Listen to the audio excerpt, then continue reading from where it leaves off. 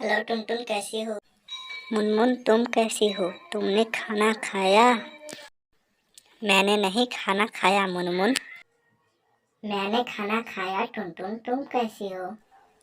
मुनमुन, मैं तुमसे एक सवाल पूछता हूँ। A+B का होल स्क्वायर क्या होता है मुनमुन? मुझे नहीं पता मुनमुन।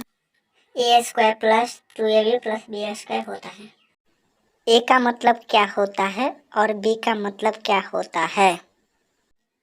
A का मतलब एप्पल और B का मतलब बॉल होता है। मुनमुन, मैडम जी ने सवाल पूछा था, घर पे सवाल बनता ही नहीं है मुनमुन।